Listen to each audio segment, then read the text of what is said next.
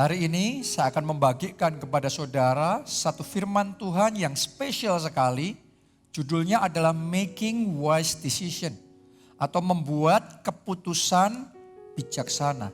Tahukah saudara bahwa membuat keputusan bijaksana adalah salah satu pilar yang sangat penting sekali dalam the covenant of peace, dalam perjanjian damai. Anda hidupmu damai atau tidak sangat dipengaruhi oleh apakah Anda membuat keputusan-keputusan yang bijaksana atau tidak dalam hidup saudara. Kalau saudara ambil keputusan bijaksana, maka hidupmu tenang, hidupmu damai.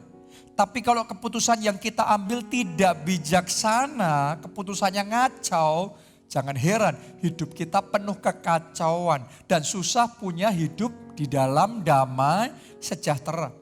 Itu sebabnya hari ini kita akan belajar bagaimana cara mengambil keputusan bijaksana. Coba Anda renungkan di dalam keluarga. Kalau kita ambil keputusan bijaksana di dalam mengatasi konflik, maka masalah besar bisa dikecilkan, masalah kecil bisa dihilangkan. Tapi kalau keputusan kita tidak bijaksana menangani masalah di dalam keluarga kita, hal yang kecil bisa jadi konflik besar dan mengakibatkan perpecahan dalam keluarga. Jadi keputusan kita sangat menentukan.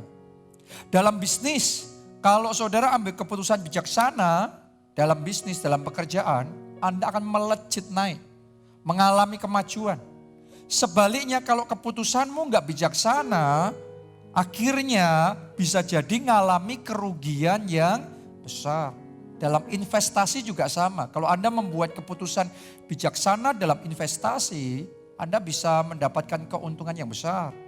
Tapi kalau keputusan saudara dalam berinvestasi tidak bijaksana, Anda nggak ngerti bagaimana ngambil keputusan.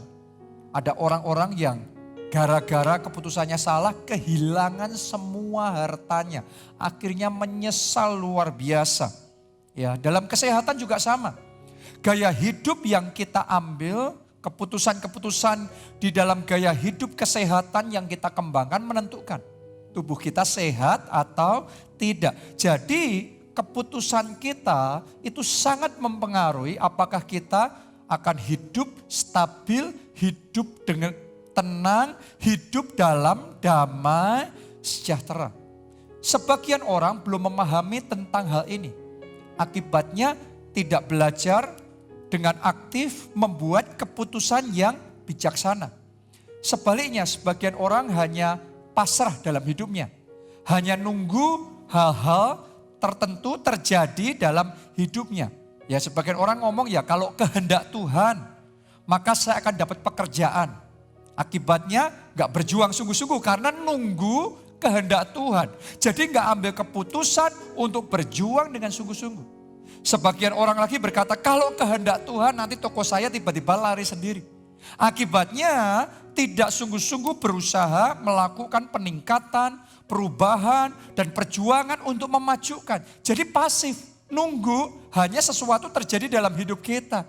Saudaraku, hidup yang seperti itu saudara gak akan bisa ngalami terobosan dan kemajuan di dalam hidup saudara. Ada sebagian orang yang berpikir kalau Tuhan kehendaki anak-anak saya jadi baik sendiri. Jadi gak ada belajar untuk mendidik anak yang bijaksana bagaimana, untuk membesarkan anak dalam takut Tuhan gimana. Sebagian orang berpikir ya kalau kehendak Tuhan nanti kan keluargaku bertobat sendiri.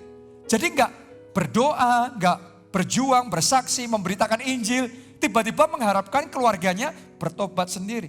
Saya perhatikan ada sebagian lagi yang mencoba mengajukan KPR rumah dengan berpikir ya kalau disetujui berarti itu kehendak Tuhan. Tapi kalau nggak disetujui berarti bukan kehendak Tuhan. Seolah-olah keputusan itu rohani tapi sebenarnya kita dalam posisi yang tanpa sadar bertentangan dengan apa yang Tuhan inginkan di dalam kehidupan kita. Karena firman Tuhan berkata bahwa kamu tidak akan meminta pinjaman. Ya, tapi kita berpikir, ya kalau KPR saya disetujui berarti itu kehendak Tuhan. Nah, hari ini saudaraku, ya kita harus menyadari yang namanya kehendak Tuhan itu pasti baik, pasti indah, pasti luar biasa. Tapi untuk kita bisa mengalami kehendak Tuhan yang baik, yang indah dan luar biasa, kita harus belajar making wise decision. Membuat keputusan yang bijaksana. Coba Anda renungkan, kehendak Tuhan selalu baik. Sejak dari awal Tuhan menciptakan manusia, Tuhan menciptakan Adam dan Hawa, semuanya baik, semuanya indah. Dan mereka sudah hidup di Taman Eden. Mereka menikmati semua berkat, mereka nikmati kelimpahan yang luar biasa. Tapi tolong dengarkan baik-baik, sekalipun mereka sudah hidup dalam kehendak Tuhan yang baik, gara-gara ambil keputusan yang salah, akhirnya kehendak Tuhan yang baik yang sudah mereka nikmati tidak lagi bisa mereka nikmati. Mereka terpotong dari Taman Eden, ya akhirnya mereka kehilangan semuanya. Jadi keputusan yang salah bisa merusak banyak hal yang baik dalam hidup kita. Itu sebabnya hari ini kita akan belajar bagaimana kita bisa making wise decision. Membuat keputusan yang bijaksana. Are you ready? Apakah saudara siap untuk belajar membuat keputusan bijaksana? Saya mau bagikan sama saudara 5 metode membuat keputusan. Saya mulai langsung dengan yang pertama, yaitu keputusan emosional. Nah ini yang sangat banyak orang lakukan. Jadi ambil keputusannya tanpa berpikir panjang dan matang.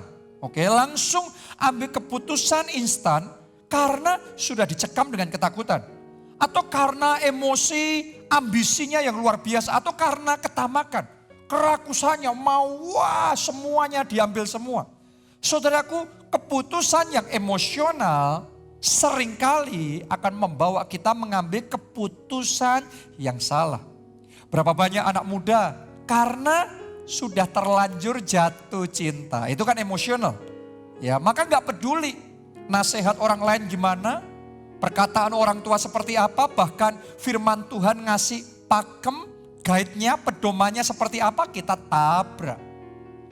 Awalnya kayaknya bahagia, tapi akhirnya akan ada dalam penyesalan. Karena keputusan emosional seringkali membuat kita gak bisa ambil keputusan dengan bijaksana. Sebagian lagi saya perhatikan karena emosionalnya sudah main. Tergiur dengan iming-iming keuntungan selangit kalau trading saham, kalau main saham. Saudara dengar ya selebgram, wah ngomong ini bakal untung besar. Karena sudah tergiur, itu kan emosi. Akhirnya terbawa kita masuk di situ tanpa sadar bahwa kita bukan hanya bisa untung besar kalau trading saham. Kita juga bisa rugi besar. Tapi orang kalau sudah emosinya sudah kena, ya sudah tergiur dengan keuntungan besar. Itu biasanya dinasihatin apapun akan ditabrak dan akhirnya akan mengalami kerugian yang besar. Hampir bisa dipastikan. Hampir semuanya pasti mengalami kerugian yang besar dan akhirnya berakhir dalam penyesalan. Kenapa? Karena keputusannya emosional. Jadi salah langkah. Sebagian orang saya perhatikan di masa pandemi ini gara-gara tercekam dengan ketakutan. Itu kan emosi yang sudah mencekam begitu luar biasa. Akhirnya gak berani kemana-mana. Akhirnya gak berani melakukan apa-apa. Bahkan gak berani bekerja. Bahkan gak berani beribadah. Padahal secara rasional kalau sudah perhatikan gereja kita sudah ibadah ya sekitar 8 bulan. Dan kalau kita lakukan protokol kesehatan dengan benar, kita andalkan Tuhan, semuanya fine-fine aja, semuanya baik-baik saja.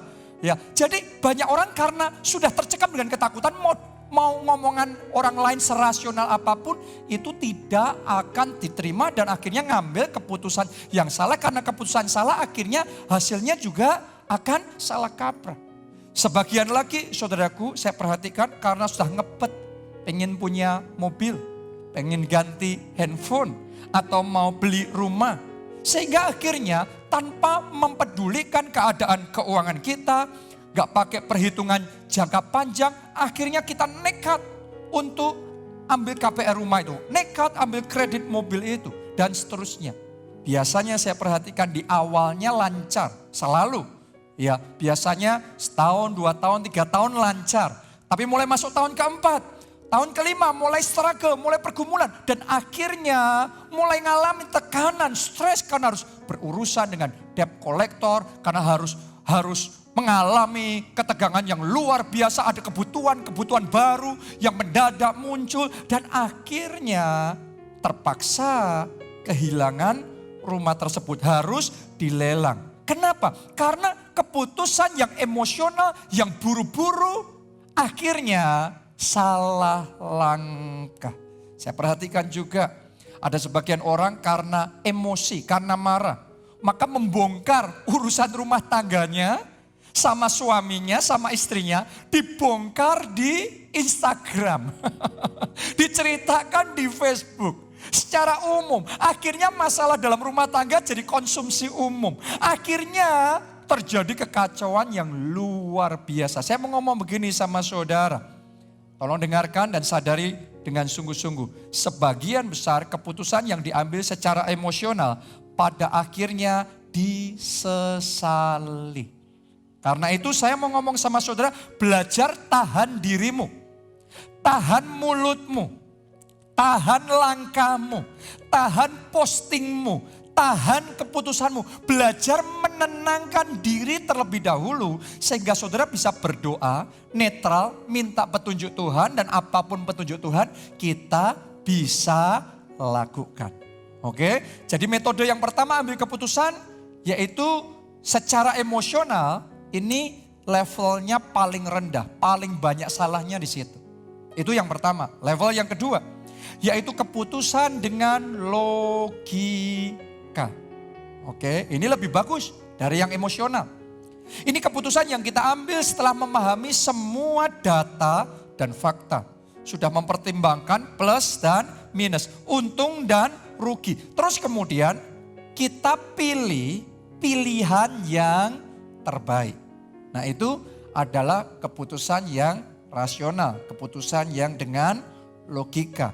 Nah, kalau kita ada dalam situasi di mana kita harus memilih dua pilihan, yang satu untung, yang satu rugi, maka mudah buat kita untuk ambil keputusan yang rasional. Benar? Tapi seringkali yang kita hadapi dalam hidup ini adalah sebuah dilema. Dua pilihan yang ada, dua-duanya sama-sama ruginya. Pertanyaannya yang mana yang harus kita pilih? Kalau pilih yang ini, ada resikonya begini. Kalau pilih yang itu juga kena di sisi yang satunya lagi. Jadi serba kena, serba salah. Dan kemudian semuanya serba ada konsekuensinya. Itu sebabnya di saat kita ada dalam pilihan seperti itu. Belajar berpikir secara rasional. Kalau seandainya sama-sama harus rugi. Yang mana yang ruginya lebih sedikit. Itu yang harusnya kita pilih. Itu rasional. Kalau emosional beda. Emosional karena sudah masalah ya sudah diledakin sekalian aja. Karena sudah kecewa sama supplier putus hubungan sekalian aja. Jadi ini adalah keputusan yang emosional. Jadi kalau rugi sama-sama rugi, rugi besar sekalian aja. Habis sekalian aja. Saudaraku, orang yang seperti itu akhirnya menyesal. Belajar untuk ambil keputusan dengan common sense. Dengan berpikir yang logis, berpikir yang benar. Saya ajak saudara hari demi kebaikan keluarga saudara. Walaupun secara hati emosi saudara mungkin gak terima. Tapi saya tantang saudara, ambil keputusan mengampuni. Amin. Ambil keputusan saudara berhenti nuntut mereka lagi. Ambil keputusan jadi berkat aja buat keluarga. Saya mau katakan walaupun emosional kita ngerasanya gak cocok. Tapi itu pemikiran yang rasional, pemikiran yang benar. Dan kalau Anda lakukan akan mendatangkan kebaikan bagi keluarga saudara. Oke, coba saudara renungkan dalam pekerjaan juga sama. Sekalipun ada tantangannya. Sekalipun saat ini Anda masih menghadapi stagnasi. Sekalipun perjuangan saudara belum membuahkan hasil. Tapi jangan karena saudara emosi sudah dilepas sekalian aja. Ditinggal aja, akhirnya berhenti semuanya. Anda akan akhirnya menyesal. Hari ini saya ajak saudara ambil keputusan walaupun belum ada hasil perjuangan saudara. Tapi tetap belajar setia dalam perkara kecil. Karena firman Tuhan berkata orang yang setia dalam perkara kecil akan diberi kepercayaan perkara yang besar. Dalam situasimu sekarang tetap lakukan yang terbaik. Tetap berjuang semaksimal mungkin. Karena Tuhan menyertai saudara. Tuhan akan buka-buka pintu-pintu itu dan Tuhan beri kemenangan. Haleluya. Jadi saudaraku, ini cara mengambil keputusan yang kedua. Yaitu mengambil keputusan secara logika. Secara rasional. Kalau Anda tahu mengambil keputusan yang seperti itu, saya yakin ada berkat dalam hidup saudara. Cuma saya perlu ngomong sama saudara begini. Ya, yang namanya ngambil keputusan secara logika, rasional ini luar biasa. Tapi tetap ada kelemahannya. Artinya keputusan yang kayaknya secara logika benar, tapi setelah Anda jalani hasilnya mengecewakan. Berapa banyak orang alami itu? Gara-gara dengar pakar properti ngomong, wah beli properti sebanyak-banyaknya. Dengan hutang sebanyak-banyaknya. Kenapa? Karena kalau dihitung secara matematika manusia memang lebih cuan. Ya, untungnya lebih besar, yieldnya lebih besar, persentasenya lebih besar. Kalau beli properti dengan hutang KPR daripada beli properti pakai uang sendiri.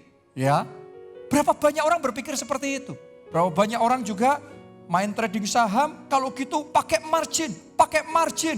Ya, akhirnya saudaraku secara logika kayaknya benar, hitung-hitungan matematika manusia kayaknya benar. Tapi setelah dijalani banyak faktor X yang muncul. Banyak keadaan tidak terduga yang tiba-tiba muncul. Ada krisis, ada pandemi. Ada hal di luar pemikiran kita. Di luar logika kita yang terbatas. Ada kebutuhan-kebutuhan yang muncul. Sehingga yang awalnya keputusan yang secara logika tampaknya benar. Tiba-tiba bisa salah kaprah semua dan mengecewakan. Oke, jadi keputusan secara logika ini hebat tapi terbatas. Karena itu belajar ngambil keputusan yang lebih baik lagi. Yang ketiga, yaitu keputusan mengikuti teladan orang lain. Jadi ini keputusan yang kita ambil dengan cara memperhatikan apa yang orang lain lakukan, kita lakukan juga. Orang lain ngasih nasihat sama kita dengerin terus kita kerjakan. Jadi ini cara mengambil keputusan yang ketiga. Dan karena keputusan kita mengikuti teladan orang lain, maka siapa yang kita ikuti akan sangat menentukan keputusan kita benar atau salah, bijaksana atau tidak. Saya bacakan Amsal 13 ayat 20. Siapa yang bergaul dengan orang bijak menjadi bijak. Tetapi siapa berteman dengan orang bebal menjadi malang. Jadi kalau Anda ikutinya orang yang bebal, saudara akan jadi malang, kata firman Tuhan. Tapi kalau saudara tahu bagaimana memilih orang yang benar untuk Anda ikuti, maka saudara akan menjadi bijaksana, hidupmu penuh damai sejahtera dan sukacita. Amin. Kalau saudara mau keluargamu bahagia, pernikahanmu happy, Anda belajar dari pasangan-pasangan, dari keluarga-keluarga yang memang pernikahannya bahagia. Keluarganya harmonis. Jangan sampai terbalik, Anda mau keluargamu bahagia, engkau sedang bertengkar sama suamimu, tapi engkau mendengarkan saran dari teman dekatmu yang juga sedang bermasalah sama suaminya. Saudaraku coba renungkan, tidak diragukan teman saudara pasti orang baik. Dan kalau dia ngasih nasihat pasti maksudnya baik. Cuma masalahnya dia sendiri juga sedang bergumul dalam pernikahan, di dalam keluarganya. Dia sedang ribut sama suaminya, Anda dengar saran dari dia. Akhirnya pernikahan saudara kacau balau. Jadi dalam hal mendengarkan nasihat, dengarkan nasihat yang benar. Pilih yang benar. Oke, kalau saudara mau jadi pakar konsultan bisnis, motivator bisnis, Anda belajarnya sama motivator, sama konsultan. Tapi kalau saudara mau belajar jadi pebisnis yang sukses, Anda belajarnya sama pebisnis yang sukses. Ya pebisnis yang sukses mungkin nggak bisa ngajarin saudara teori yang hebat-hebat kayak gimana. Tapi mereka tahu ini yang harus dilakukan, ini yang harus dilakukan, ini yang harus dilakukan. Hal yang simple mungkin yang mereka ketahui kalau Anda ikuti akan mendatangkan keberhasilan dan kemajuan yang luar biasa. Oke, kalau saudara mau jadi selebgram, belajarlah sama selebgram yang keren, yang penampilannya menarik, dandanannya luar biasa. Nanti Anda akan jadi seperti itu. Oke, kalau saudara mau investasi saham, belajar sama orang-orang yang sudah terbukti puluhan tahun investasi di situ dan dia sukses secara konsisten di sana. Jadi belajarnya harus sama orang yang benar, jangan dibalik-balik. Kalau saudara mau belajar jadi selebgram, tapi belajarnya sama investor saham yang hebat, Anda pasti kecewa. Karena mereka investor saham yang hebat kadang-kadang sama sekali nggak ngerti tentang style-style yang keren di sosial media seperti itu. Sebaliknya kalau saudara mau belajar investasi saham, jangan belajar dari selebgram. Memang mereka keren, wah hebat, pintar ngomong. Tapi dunianya berbeda. Jadi kita harus ngerti siapa yang kita ikuti. Kalau saudara ngikuti nasihat orang bijaksana, Anda akan jadi bijaksana. Coba Anda lihat Pak Obadja, dia sebagai hamba Tuhan, dia sebagai gembala sidang, dia belajar mengikuti gembala sidang yang paling berhasil di dunia. Dan karena itu gereja kita juga terus mengalami terobosan demi terobosan. Dia belajar dari Pastor David Yonggicho. Dan kemudian gereja kita mengalami pertumbuhan jiwa yang sangat pesat. Dia belajar di Bogota, Kolombia dari Pastor Cesar Castellanos tentang kelompok sel, prinsip 12. Dan kemudian kita mengalami cell group movement, kegerakan kelompok sel yang sangat spektakuler, luar biasa. Ya, terus kemudian kita belajar dari Pastor I.E. Adeboye bagaimana bergerak dalam mujizat. Dan sejak saat itu kita mengalami banjir mujizat yang luar biasa. Jadi kalau kita belajar sama orang yang tepat, kita akan melihat langkah-langkah kita juga tepat, keputusan kita bijaksana, kita mengalami kemajuan, hati kita penuh damai dan sukacita. Amin. Itu yang ketiga, cara ambil keputusan. Yang keempat sekarang, keputusan dengan memperhatikan prinsip firman Tuhan. Ini yang keempat. Kita baca dulu. Mazmur 119 ayat 105. Ditulis begini. Firman-Mu itu pelita bagi kakiku dan terang bagi jalanku. Tolong Anda dengarkan baik-baik.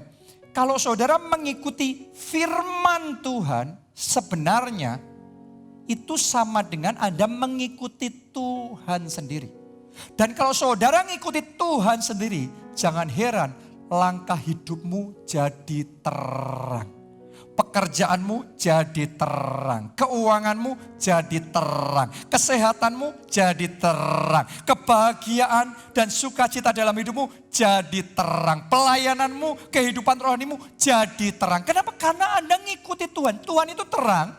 Kalau Anda ikuti Tuhan, ikuti firman-Nya, hidupmu jadi terang. Tolong dengarkan baik-baik. Firman Tuhan itu lebih superior daripada manusia manapun yang bisa Anda ikuti.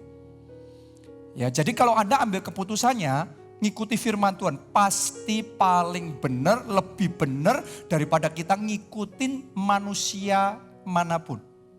Kenapa saya ngomong begitu? Karena manusia itu kadang-kadang di luarnya kelihatan hebat, tapi dalamnya belum tentu. Ya, orang yang Anda pikir kaya raya, bisa jadi hutangnya lebih banyak daripada semua asetnya kalau seandainya di likuidasi, itu bisa minus. Karena penampilan dan isi dalam itu belum tentu sama. Kalau Anda perhatikan di sosial media zaman sekarang, zaman digital, ya semuanya berusaha menampilkan image yang luar biasa. Saya perhatikan ada orang-orang yang serba luar biasa di Instagram. Waduh, kayaknya pasangan suami istri yang mesra, yang keren, yang ganteng, yang cantik. Wah, pokok keluarga yang harmonis, bahagia. Kayaknya. Sepertinya, kayaknya hidupnya perfect banget, sempurna banget, indah banget, luar biasa banget. Image-nya, citranya kayak gitu. Padahal realitanya penuh dengan pertengkaran, penuh dengan kesalahpahaman, penuh dengan kekacauan. Kalau saudara nggak ngerti dalamnya seperti apa, Anda ikuti nasihat mereka tentang pernikahan, tentang keluarga, Anda bisa jadi terjerumus di situ. Makanya mengikuti manusia terbatas. Mengikuti manusia bisa salah. Tapi saya mau ngomong sama saudara, Anda ngikuti firman Tuhan, itu jaminan yang pasti bahwa firman Tuhan itu tetap sama dulu, sekarang, sampai selama-lamanya. Kalau Anda berjalan seturut dengan firman Tuhan, hidupmu akan terang, masa depanmu akan dibuat terang, benderang, gilang, gemilang, penuh dengan kemuliaan Tuhan. Amin. Jadi itu yang keempat, cara yang keempat ambil keputusan, yaitu mengikuti firman Tuhan. Yang kelima, cara yang terakhir mengambil keputusan adalah keputusan mengikuti rema. Mengikuti petunjuk khusus yang Tuhan berikan untuk situasi yang sedang kita alami sekarang. Kenapa ini penting? Karena firman Tuhan, Alkitab tidak ngasih tahu persis sama kita siapa yang harus Anda pilih. Ada kriterianya. Kriterianya umum dikasih sama kita. Harus yang sepadan, harus yang seiman, harus begini, harus begitu. Itu ada kriterianya. Tapi kan Alkitab tidak ngasih tahu secara khusus. Ya Andi apa Budi yang kita pilih. Dua-duanya sama-sama diberkati. Dua-duanya sama-sama keren. Keluarganya sama-sama baik. Semuanya ada plus minusnya sendiri-sendiri. Terus yang mana yang kita harus pilih? Saya mau ngomong sama saudara, di momen itu Anda perlu petunjuk dari Roh Kudus. Amin. Anda perlu tuntunan ilahi Tuhan dalam hidup saudara. Anda yang sedang bekerja, Anda sedang menentukan pekerjaan mana yang harus Anda pilih. Kan firman Tuhan ngasih pakemnya, ngasih guidelines-nya. Mana pekerjaan yang boleh Anda lakukan, mana yang dilarang firman Tuhan, itu ada. Tapi perkara yang mana yang Anda pilih, pekerjaan yang mana, proyek mana yang harus Anda kerjakan, rekan bisnis mana yang harus Anda jalin hubungan, ya firman Tuhan enggak ngasih tahu secara detail seperti itu. Di momen itu kita butuh yang namanya tuntunan ilahi dari Tuhan. Kita butuh rema dari Roh Kudus. Dan berita baiknya, Tuhan sangat mau memberikan remanya kepada saudara. Tuhan mau menuntun hidup kita. Apakah Anda percaya? Boleh katakan amin? Ya, saya bacakan Yeremia 33 ayatnya yang ketiga. Berserulah kepadaku. Jadi Tuhan mulai dengan ngomong berserulah kepadaku. Maka aku akan menjawab engkau dan akan memberitahukan kepadamu hal-hal yang besar dan yang tidak terpahami, yakni hal-hal yang tidak kau ketahui. Jadi ini janji firman Tuhan buat Tuhan mau memberikan tuntunan ilahi kepada kita. Kalau saudara berseru sama Tuhan, Tuhan berjanji, aku akan memberitahukan kepadamu hal-hal besar yang tidak kau pahami, yang tidak kau ketahui. Dalam hidup kita ada banyak faktor di luar pengetahuan kita. Tapi kalau saudara berseru sama Tuhan, dia bisa berikan rema, dia bisa berikan clue, dia bisa kasih petunjuk. Yang kalau Anda ikuti itu, maka terobosan besar terjadi dalam hidup saudara. Itu dialami Isa. Waktu masa kelaparan melanda seluruh dunia, Isa disuruh Tuhan, sekarang Isa kamu nabur. Padahal semua orang lain nabur, mungkin termasuk Isa sebelumnya, tapi gagal panen. Tapi begitu Tuhan ngomong, kamu nabur. menabur sekarang Ishak. Ishak taat. Dan Alkitab mencatat tahun itu dia menuai 100 kali ganda. Sebab ia diberkati Tuhan. Doa saya tahun ini Anda menuai 100 kali ganda. Setiap benih yang Anda taburkan ada tuaian 100 kali ganda. Tuhan kerjakan dalam hidup saudara. Jadi kita butuh tuntunan ilahi dari Tuhan. Yesaya 30 ayat 21. Dan telingamu akan mendengar perkataan ini dari belakangmu. Inilah jalan, berjalanlah mengikutinya. Entah kamu menganan atau mengiri. Wow. Jadi ayat ini mengajarkan kepada kita, kalau kita mengarahkan diri kita sama Tuhan, Anda berseru, Tuhan kasih aku petunjuk. Terus Anda arahkan dirimu sama tuntunan dari Tuhan, maka saudara akan mendengar suara dari belakang. Saudara akan mendengar suara dari dalam, dari roh itu. Roh Kudus akan mulai bicara sama saudara. Yang ini harus kamu kerjakan. Yang itu jangan.